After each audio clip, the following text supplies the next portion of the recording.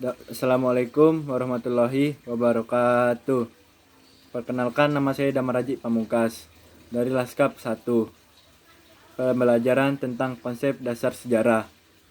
Sejarah berasal dari bahasa Arab, artinya pohon, menunjuk pada silsilah, terutama silsilah raja atau dinasti pada masa lalu. Sejarah menurut Herodotus, sejarah bukan berkembang dan bergerak lurus ke depan dengan tujuan pasti, melainkan melingkar, yang tinggi rendahnya disebabkan oleh keadaan manusia. Muhyamin. Pengertian dari sejarah menurut Muhyamin. Sejarah adalah ilmu pengetahuan yang disusun atas hasil penyelidikan dari berbagai peristiwa yang dapat dibuktikan kebenarannya. Jika kita simpulkan, sejarah adalah ilmu pengetahuan yang mempelajari berbagai peristiwa atau kejadian yang terjadi dalam kehidupan manusia pada masa lalu.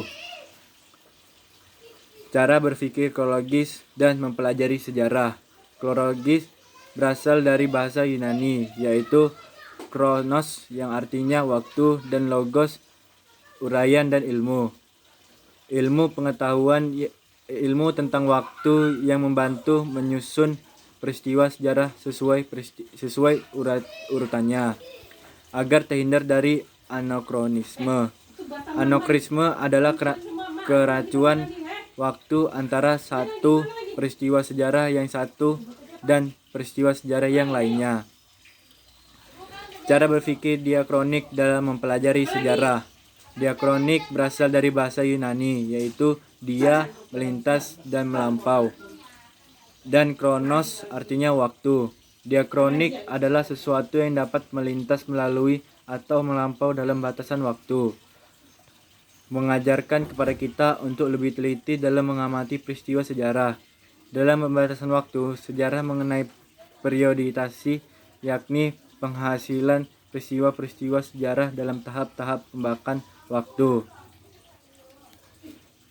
Cara berpikir sinkronik dan dalam mempelajari sejarah berasal dari bahasa Yunani, yaitu sin artinya dengan dan kronos artinya waktu.